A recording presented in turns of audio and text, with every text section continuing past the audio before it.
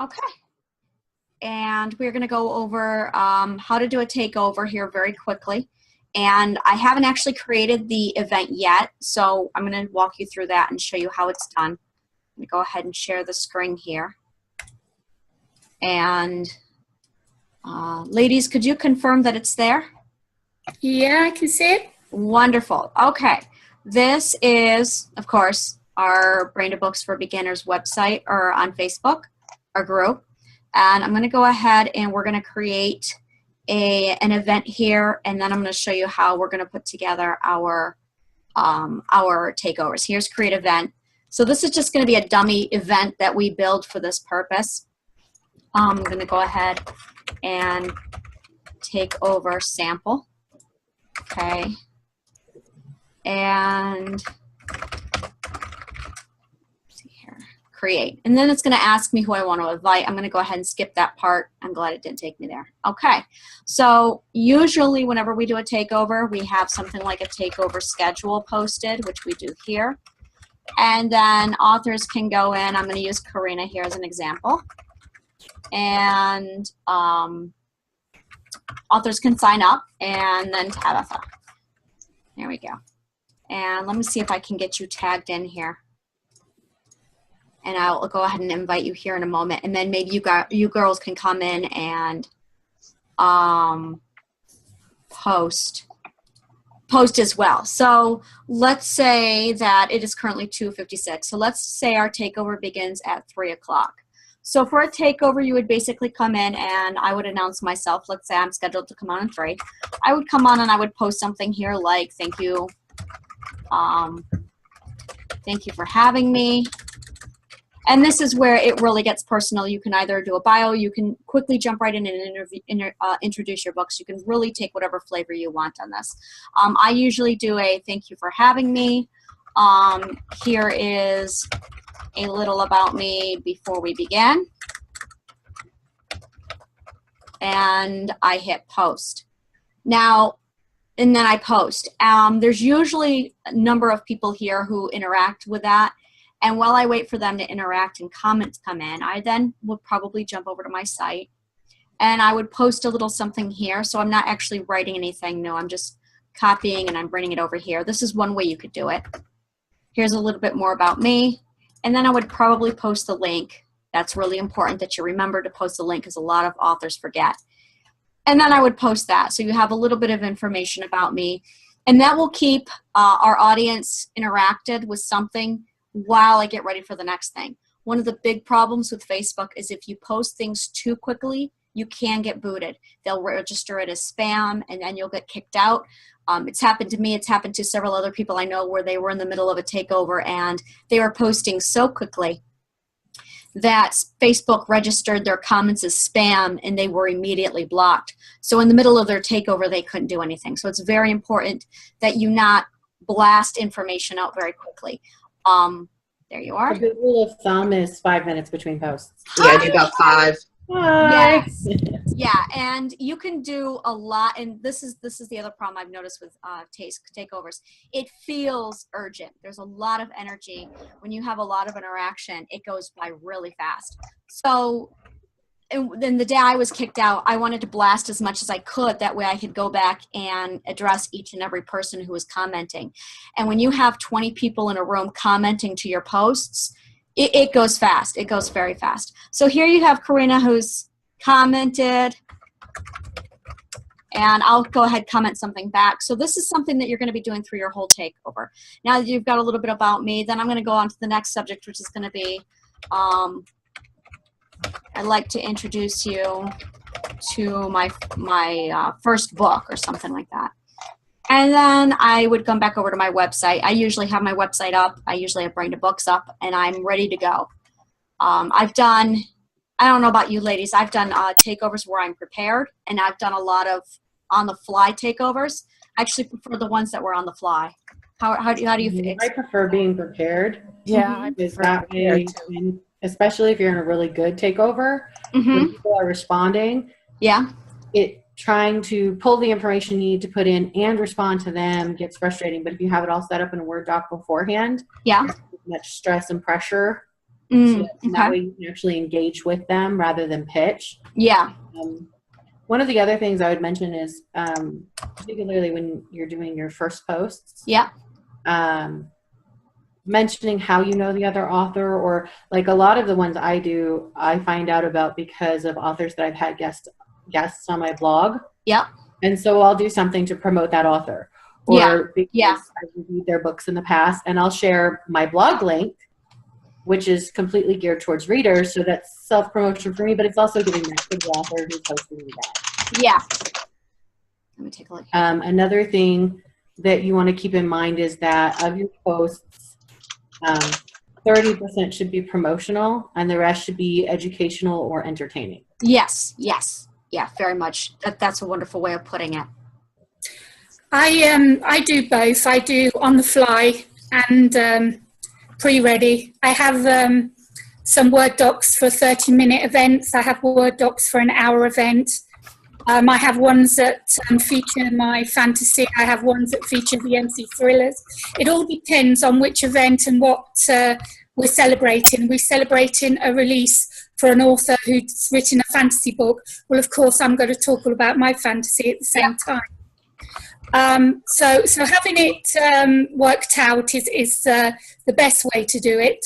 This is for normal events, but with ours, because we're going to be talking about, the author's going to be talking about their book, as well as, say, making it entertaining, making it fun, maybe giving some stuff away, maybe not, getting them to maybe like your page or add you on Twitter, work them out, get the readers to do some work for you. But with that, I think it's going to be all about the author and their book, so I don't think it matters so much about it being on the fly. Like you say, you be polite to the author when you do you're taking part as a guest author. You say, oh, congratulations on the release, and you put the link to their Amazon. Even if it's all over the event already, you show that you care, you show that you're supporting this author. You're not going on there, and it's not all about, what is that? I just saw a cat on a fence. Yes. I can't look at this picture without dying. This is common. Let's go. This is actually a contest that's common in takeovers. It's a caption this. Oh yeah, I love them. Yes, yeah. And it's where the author posts a random weird picture, and you can go in, look at the caption. You can put your own thing below it. And I'm huge on the contests that are whoever makes me laugh the most wins. So this is actually a picture I have on my computer at all times because it just cracks me up. One of the things I would recommend, and this is something that I recommend, no matter what event you're doing, no matter what promotion you're doing, you should never give your book away for free. Yeah. If they're entering for a contest to win, they need to be giving you something, whether that be Facebook likes, whether that be Twitter likes, whether that be resharing a post. If they're entering a contest to win your book for free, they should be giving you something. And one of my favorite things is for them to sign up to my blog. Yes, that's a wonderful one. With Facebook, you have limited control over your audience. With Twitter, you have limited control over what your audience sees. But with your blog, they're there. And then you have to keep them there. They may leave right afterwards, but at least you had that opportunity to build that relationship that you may or may not have on Facebook. Right. Right. The same as signing up for newsletters. I try and get them to do that. If I'm definitely giving out some swag and it's costing me a free book, it's still costing me. So why not to get them to sign up on the newsletter? Unfortunately, a lot of them do sign up and then unsubscribe once the contest is over. But you do have some that actually stay and want to read your first newsletter and see what you're all about. So it's good promotion. It's good for both people, I think. Mm-hmm. Yeah, and I would say that if you're doing your newsletter right, you should have less than a 20% drop, which in marketing is actually really good because average is you keep 20% or you get interest in 20%. And in my experience with me and with a couple of other authors that I know that do their own blogs, their average rate from contests like this is a drop of less than 20%, which means that they're keeping 80%, and that's a lot. But readers love book related stuff. So as long as you're doing your blog right and it's not all buy my book, buy my book, buy my book, but you're giving them interesting new content, you're giving them information about other readers in your or other writers in your genre, and they feel like it's a reader source rather than an author promoting, and they're more likely to stick around because they're really dedicated to reading. So you've got your target audience perfect. Yeah, I think the more interaction you do with the people on the event, Yes. the more chance you actually have of selling your book without hard selling, because they feel like they're really getting to know the author. Oh, she's really nice. This sounds really interesting. I think I might, so the more interaction, even if it's just someone comes on and likes your picture and then you don't hear anything, go back on, oh, thank you for liking my picture. How are you today? Just the conversation going. It's so easy to do. And that's what authors forget about in the events. They're copy and pasting, and then they're going on to the next one, copy and paste. Yeah. Now, but they don't understand about the interactions part. Really, and that is a huge part of this. One of the things I love doing this. To help keep track, I'm going to unlike these to show you what I mean. I use the like button to track where I've been. So I'll go through here. Thank you for having me. Here's a little about me before we begin. Karina said something. I click like. Tabitha said something. I hit like. I reply to everyone, everything. Yes. I use that as a way of tracking, so I know I've read this. So I'm not double posting, I'm not double interacting, and it's a great way to see where you've been and what you have missed. And it also lets the readers know that you care. Yes. Yes. Even if you don't have time to comment on every single thing, just liking it and showing that you went back and looked at it, it's that personal interaction that sets indie authors apart from traditional authors. Right. Yeah. Exactly. Sorry, I just want to mention something about content. For every event, I come up with something new. I decide what book I want to post. If I want to post all 3 that I have so far, if I'm going to post on 1, 2, whatever I need.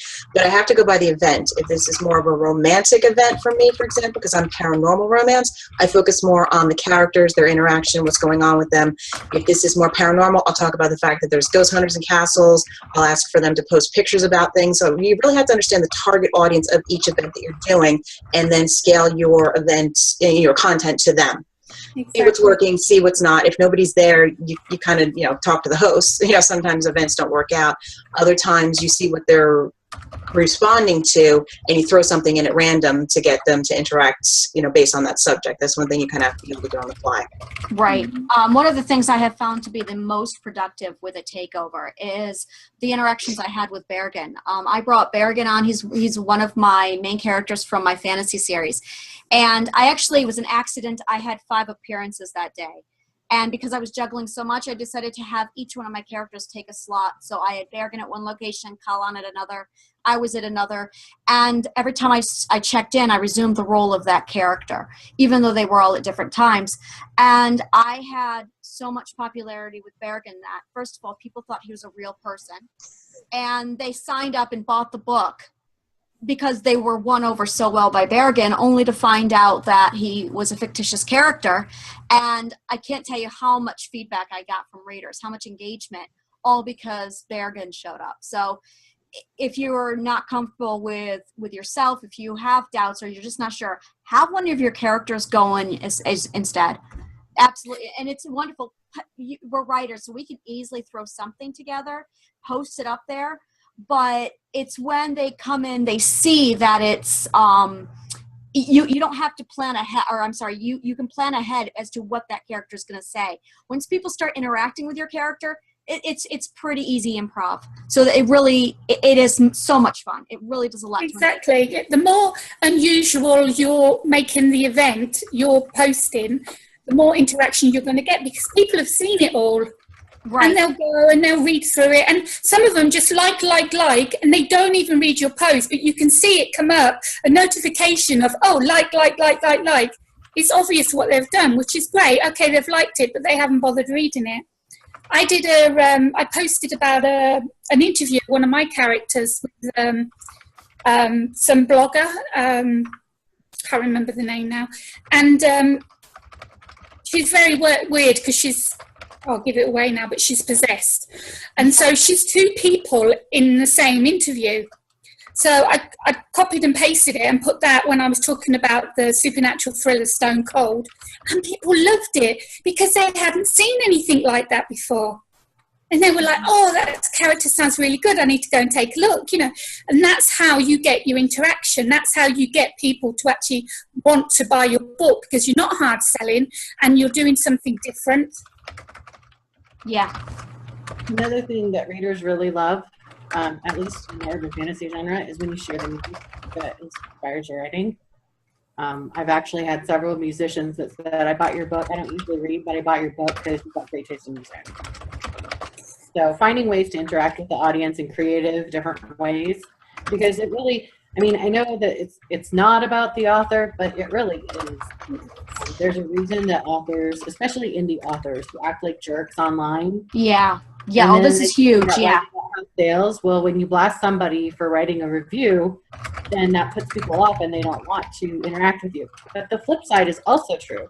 When you're fun and you're engaging and you're helpful and you're interesting, and they can find things that they connect with in you, that's going to sell them on buying your book, even if it's not in a genre that they necessarily read, because we like people who like things we like, and we're willing to try things that they have because we have those commonalities.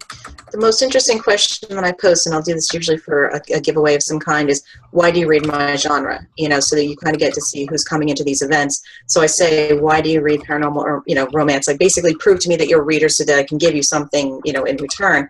And I've gotten the most heartbreaking answers ever imaginable. You would think, okay, people read romance, you know, as an escapism, that's fine. Some people have like post-traumatic stress, you know, they've come back from the military and all they want to do is lose themselves in your book. And when you start reading that and understanding that, or if they've had traumatic past and all this stuff, you're like, oh my God, people aren't just reading for fun. People are reading because they want to connect with you in some way. Mm-hmm. I write very dark things, and a lot of times they'll read it and they'll go, wow, I get this. I understand. I can connect to it. And you don't even think of that when you're in a giveaway, you know, that something would be that real and that heartbreaking. And sometimes you're like, well, maybe somebody's just saying that because they want a book. But like when you start reading their replies, you're like, no, they really mean this. They really want to connect to you. So it's really interesting just to see who's in this kind of, you know, giveaway, who your readers are or potential readers are, and when you're, you know, doing your advertising in general. Mm-hmm. Yeah. The other thing I do is I have 15-minute, every 15 minutes I do a contest. When I do a full hour, I have found that works very well. It keeps people interested. Yeah. I've gone ahead and posted. I would go ahead. That you can't cover more than one book in a half-hour time. Yeah. Authors need to keep that in mind, and no more than 2 books in an hour. Mm-hmm. Or you could do a series, but you really want to talk about the series, not the books, if you're doing, because some authors, they come in and they try to throw every single book they have in 15 minutes. Mm-hmm. And then there's no way you can do that and keep the 20-80 rule. So yeah, because I have a series and they're interconnected, I can kind of go, okay, we went from this step to this step to this step in my post, but they're not separate books where I'm like, okay, there's over here and over here. You start losing people. So if you can kind of connect the series through the event and say, okay, this is the progression, this is the next step, then people will follow through and go, oh, this is a really cool series. The other thing is make a plan. When you are putting together a takeover, what is your action, call to action? That is really go in with an idea exactly what you are looking to gain. Are you looking to increase your sales? Are you looking to increase your subscriber rates? Are you wanting Facebook likes? Don't bombard them with all of these selections. I would randomly select strategically select one particular focus, that one call to action that you want everyone to do. Have them go in every contest that you host, have it linked or somehow related to your call to action. That really helps you focus, and it really helps you better design what kind of contests that you organize for your takeover. And one of the things I would suggest is, especially if your goal is sales, which in my experience, I haven't found a whole lot of success in immediate sales in Facebook takeovers. But depends on the event, but overall, no. A group, then that might be the case. But if you do, don't be giving away a book because you're not going to get the sale. Do the promotion, set it at $1.99 or 99 cents, whatever promotion sale price you decide, or do a package deal. But then whatever you're giving away cannot be a copy of the book if you're doing that, because it defeats the whole thing. Right. Because why should they buy the book if they might have a chance of winning it? You know what I'm saying? Unless, of course, you have a series and you are given the book one free anyway, then, of course, you're going to promote that as free. Mm-hmm. Like free on a series. Yeah, and in that case, you're not looking, but again, you're not looking at immediate sales. Mm-hmm. You're looking at, hopefully I will get sales from this down the road. And that's why I prefer to do the email thing. Because if I get them in the email, then I can almost guarantee that there will be a sale down the road. Yeah. If I give them my free book, there might be a sale eventually down the road, but my Kindle reader and well, it's not a Kindle reader, it's a tablet, but my tablet, and I'm an author and I know how important reviews are, and I make a policy of reading an hour every single day. Mm-hmm. But I have gotten so many books that I actually have stopped taking free books. I told authors, listen, don't give me the free book. I will buy your book. It's on my TBR, but at least that way you don't feel the pressure, and I don't feel the pressure of getting you a review eventually, because I literally have 300 books in my TBR. Mm-hmm. That's the problem, is they see a free book and they click, and the author's like, oh great, she's taken my book and she's going to read it and give me a review. Never read it. What they realise is it goes down that Eventually, probably. and ends up at the bottom of their Kindle list, Mm-hmm. and it never gets read. Mm-hmm. Right, but if you get their email list, if you get them on your email list and you build that relationship, then they're more likely to read your book. You know, I'm doing a thing right now on my Facebook page, which Karina's entered. The rest of you need to get over there and enter it too. Oh, Angela, I think you might have too. But the 12 Days of Christmas? Yes. Oh, I just saw And that. I can tell you there are a couple of authors on the list that I don't think I have ever engaged with. Yeah. Ever. I mean, somehow we must have, because we're on each other's Facebook pages, but they've never commented on any of my stuff. I've never seen their stuff in my feed. I don't know when. It probably happened during some Facebook-like thing when I started back in 2011 and didn't know better. But the odds of their book being at the top of my 12 books to buy is a lot lower than, Jinakobu. He put his book on there. I don't really read romance unless it's like Karina's romances, because there's that thriller element. I love that. But his is more like a traditional drama romance. But I'm more likely to buy his book, even though it's not in my genre, because I like Jin. And I know Jin. And I'm not going to tell him because I don't know how long it'll take for me to read it. But, his book will be on my list, and it's more likely to get bought than those authors that have never interacted with me. Because at the end of the day, we're willing to try things from people we like, even if we wouldn't have liked that thing anyway. The other thing is, if there's a guest of honor, it is proper to promote the guest of honor in some manner. Either find a way to work that into your sales, into your promotion, into your takeover, whether it be, be sure you check out their website, purchase their book, something. I usually do that at the end. Yeah. Always. Oh, I did mine at the beginning.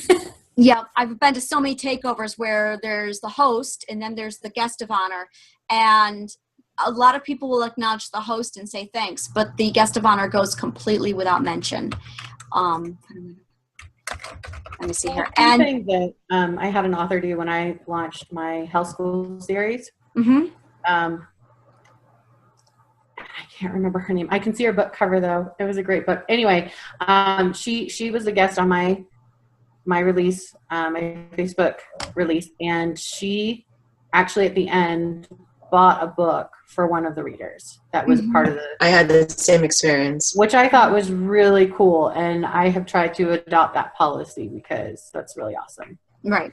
Yeah.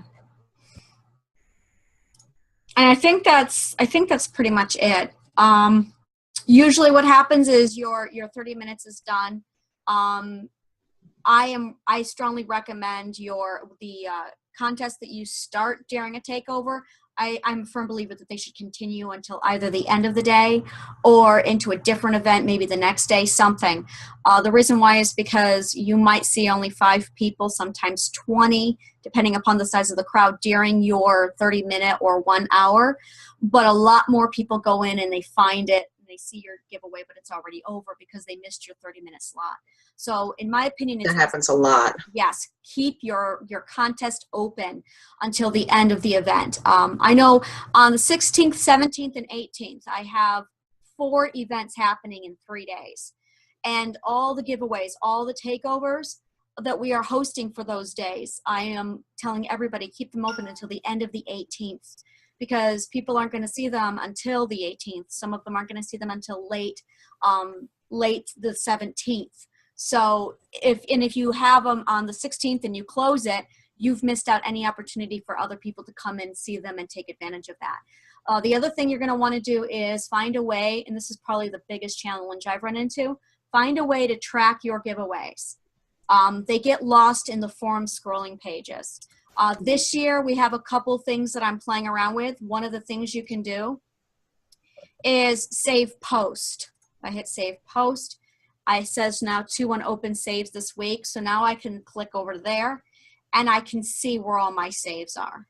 I have no idea how to access this list without actually saving a post. But when you do post a contest, let me see here, I'm over in about, let me hit over to discussions. When you hit Karina, thank you. When you come over and hit something like a contest, where is it? Here's the contest. Then I hit save post. That way, when it's time for me to go back, I can locate exactly the contest. The other thing you want to make sure you do, and this is vital, is make it clear that in order to enter, or whatever their interaction is, if you are not collecting an email address or likes, they are somehow commenting below. That I have found is the best way to track who is entered. And I've seen people where they try and keep it in 2 to 3 different locations, and it gets messy that way very easily.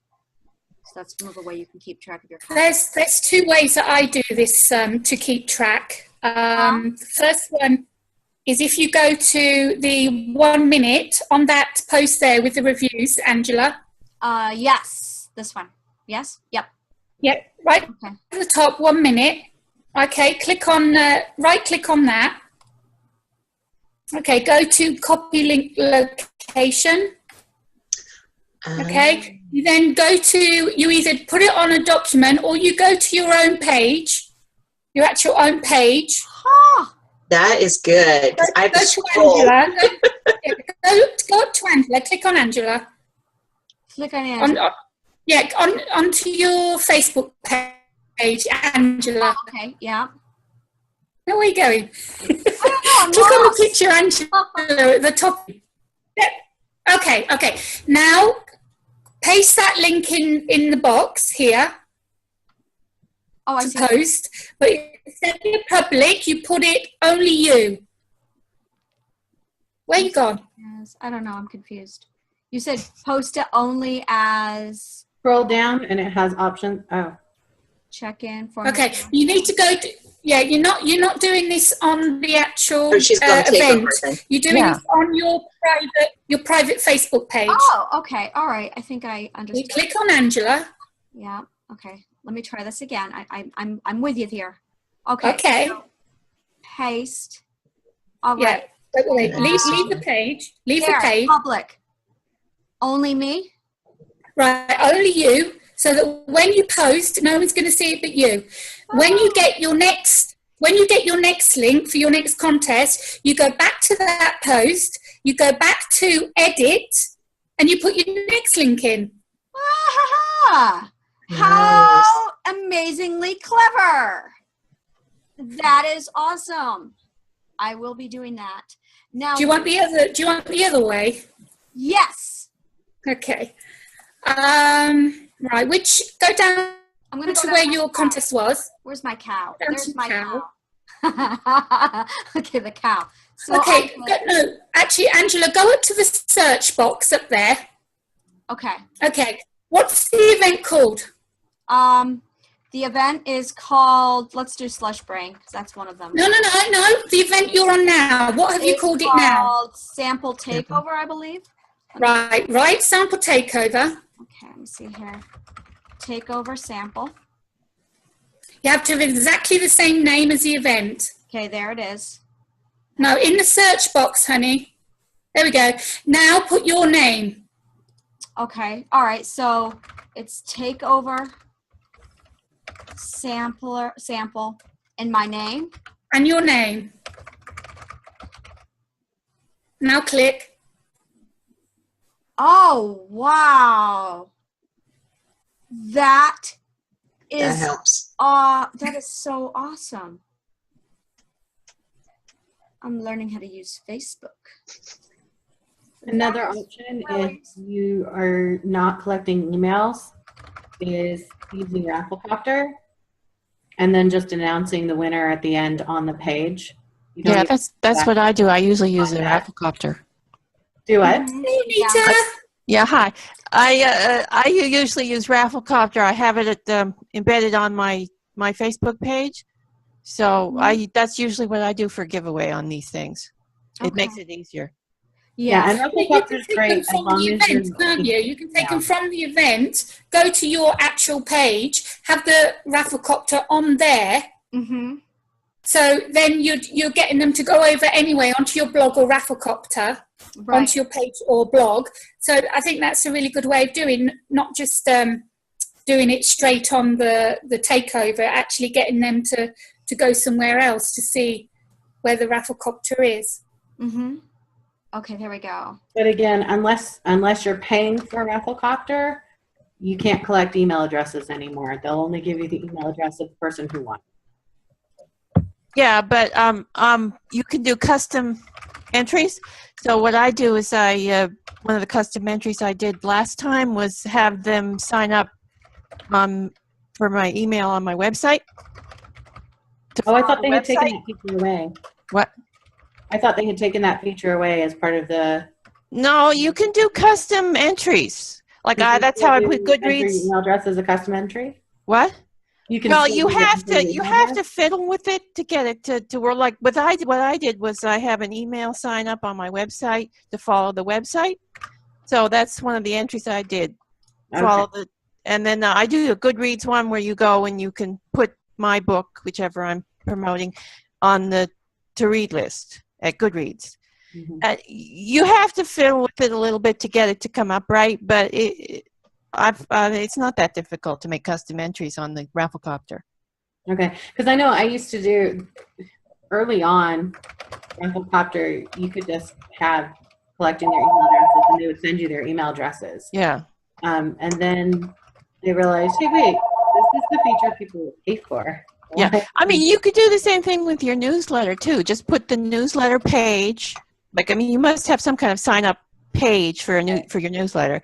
Just put the newsletter page and so sign up for the newsletter. Put the link, the newsletter page on the thing, and have them click it, and then have them fill in done or some word or something on the entry form, so you know it's been. Google Docs is the easiest way, I think, of collecting information. Just having the link to your Google Doc, and it's just straight name, email, and that's it. And it's all done automatically done in a response database.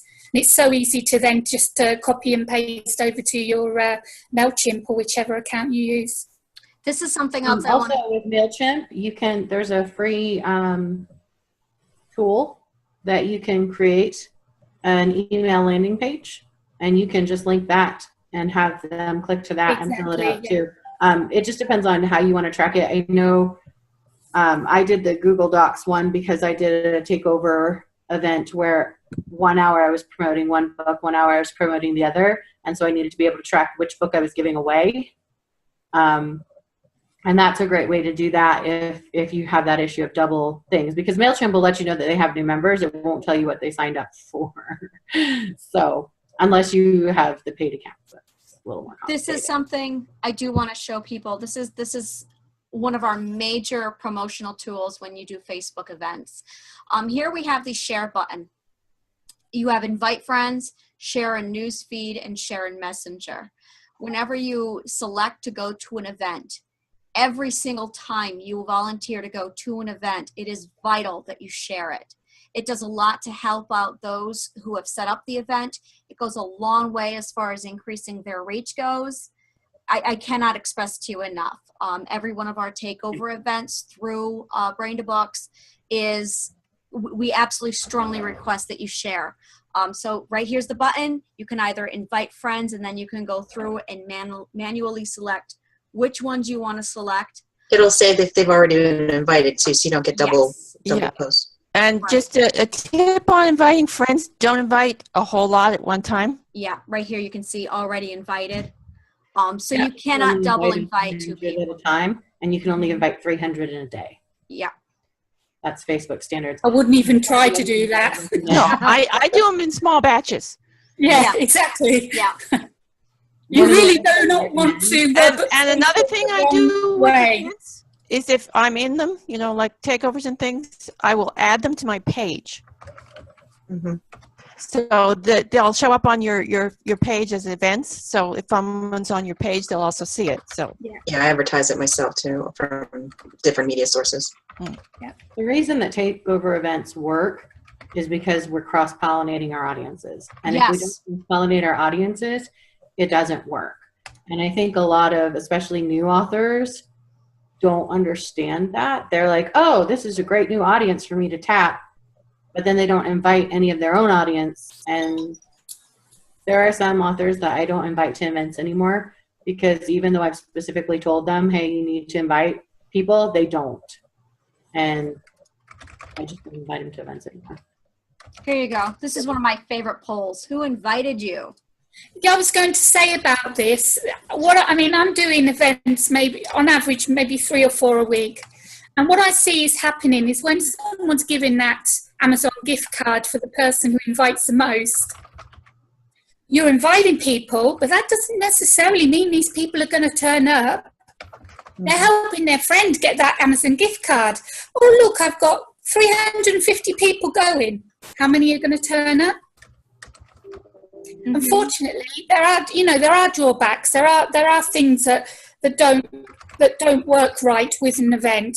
But for the most part, if you can get the right guest authors who you know are going to share and that have a big fan base that will come over, then you've got a better chance of doing that than to actually have a good event than another way. Right.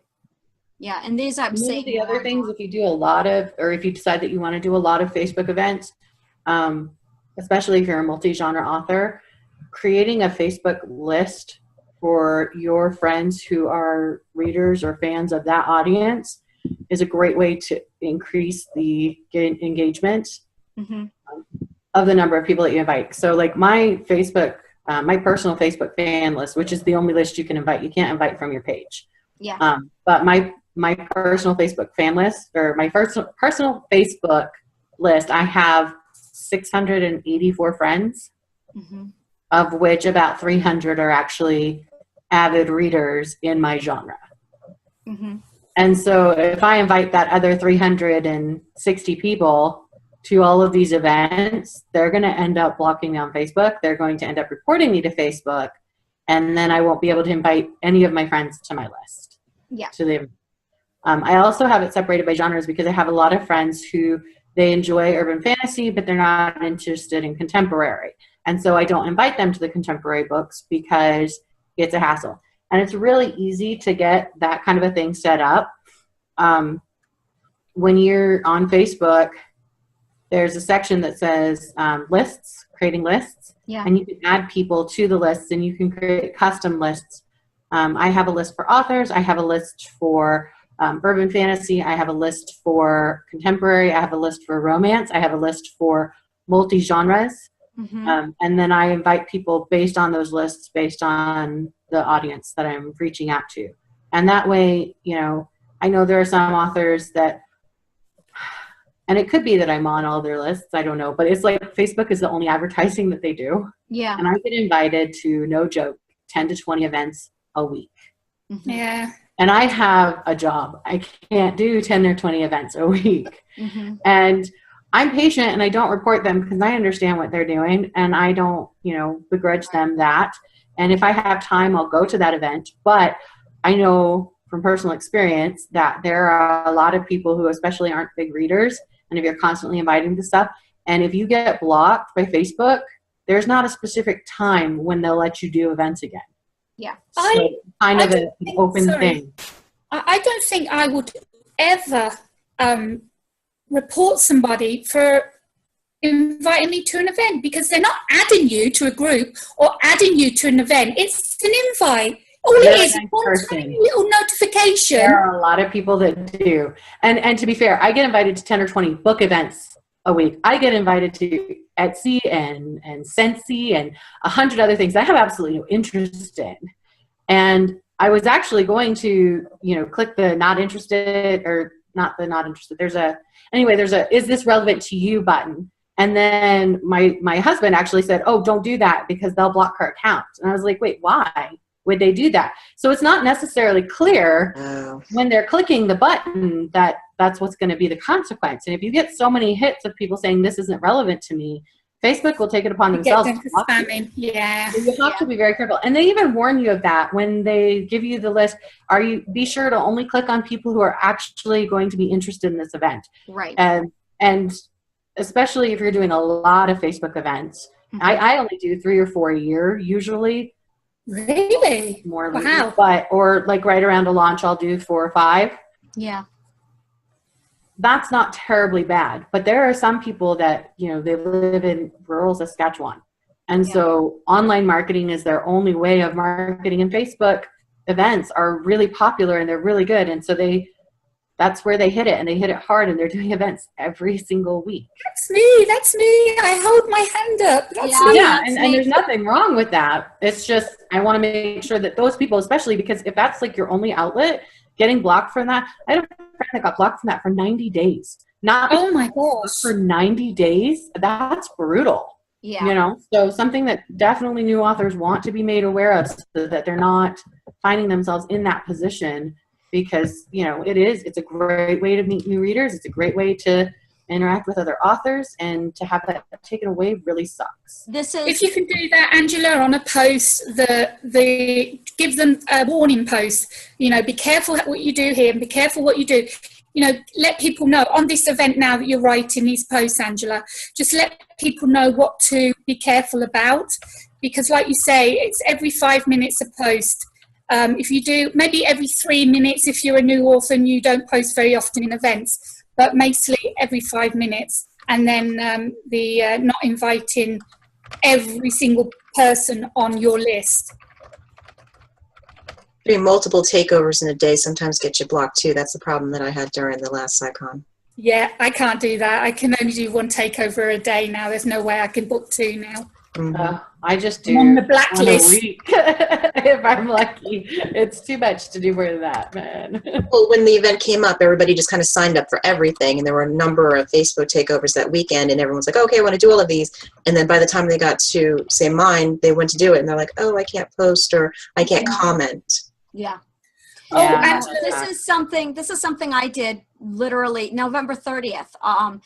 I will no longer send invites through Facebook, sign up to receive invites to Facebook events here. And I've done this through all my social media. It's now event alert, and I'm directing everybody to my MailChimp account. That way, I don't trust Facebook. I don't trust Goodreads. If I want to send out a mass invite, especially to how many events we do have going through Brain to Books, I feel far more comfortable having control over that email address than I do over Facebook events. Yeah, having them say to me, oh, well, this is spam now, we're blocking you for 90 days. This is a way I can get around that. And really, the whole reason that we became indie authors is because we wanted to have control. Yeah. Why would we give up our power of control to our audience of all things? Yes. To somebody else. Don't get me wrong, I love Facebook, but I spend maybe 10 or 15 minutes a week interacting with my audience on Facebook. Mm-hmm. Mostly I'm interacting with my friends. I love Pinterest. I love Instagram. But that's not where I get quality interaction with my readers. Where I get quality interaction with my readers is through my e-newsletter, because they can email me back. And they do. They blow up my email all the time. They love asking, so when is this coming out? I'm so excited about this. Ooh, I loved your cover reveal. They do that. Mm-hmm. Why would I leave that power to a faceless corporation that's going to turn around and charge me money later on to be able to access that audience that I worked hard to build. You know, we've made Facebook like it is. We've made Facebook, and it's like they're like shutting the door now in our face. You know, they're just making it. The other thing I want to just mention, Angela, before I forget, because my memory's like a sieve, is that I don't know, because you don't do many events now, but if an author posts a link within Facebook, it will go. If you try to do a link out of Facebook, it will say it has to be approved by admin or the host of the event. So then you get this notification coming up saying you need to approve this.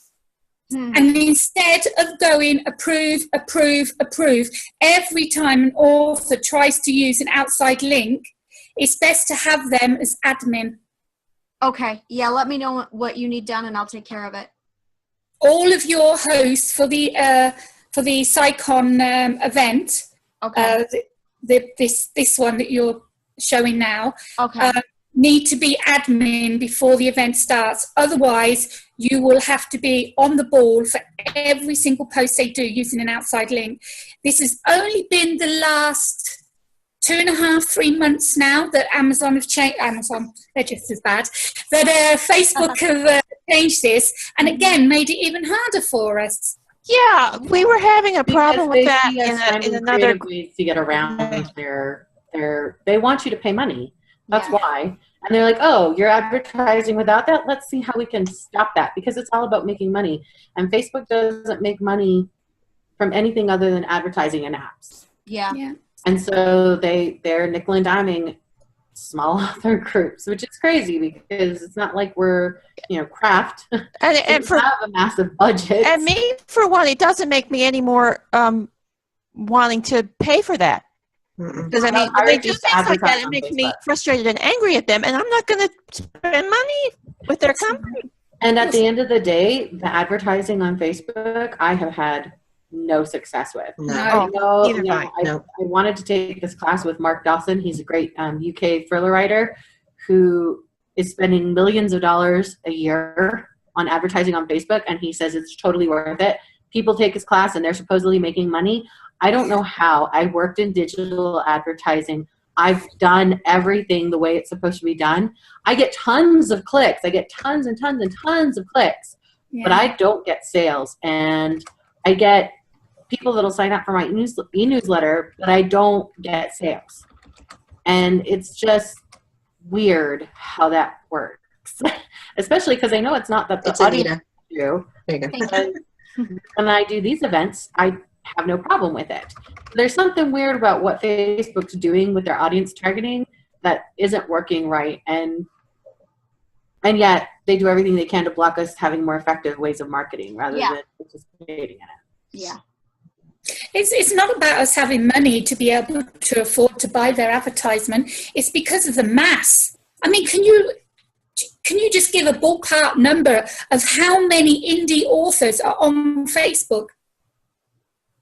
And they're thinking, oh, if I can get 10% of them to buy the boost, then, we're making money from them. So let's make their life really difficult. Yeah. And I think that's what's happened. So more rules, but it's making events difficult, but there are ways of getting around it. Like I say, make every one of your host authors admin before the event, and then you won't have to approve anything. Yeah. The best thing I can say is when the takeover comes up on the 16th, 17th, 18th of December, do what you can to, first of all, pull everyone that comes in, encourage them to absolutely sign up to your newsletter, get them on an email subscribe list, whatever one that is. One of my most popular ones isn't my website newsletter. It's actually my event alert, which again, it's just wonderful. I'm not sending you newsletters. I'm not sending you information about me. I'm just letting you know when there's events happening. And then there is, of course, the newsletter. Just something that they can physically provide their email address to, give them an incentive to do so. Another way you can turn that, this is something I've done frequently, is sign up here, be the first to receive information about this event. And if you enter to win today, then you'll be, if you submit your email address today, then you'll be entered to win X.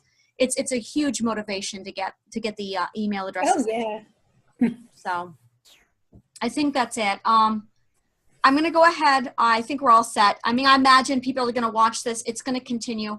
We're going to, I'm going to keep this up, the Takeover Sampler.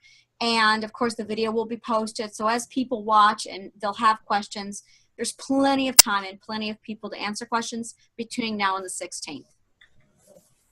I think we're all set. So I'm going to go ahead and, well, let me first stop the share because I don't know how to use the camera without it. Okay. All right. Thank you.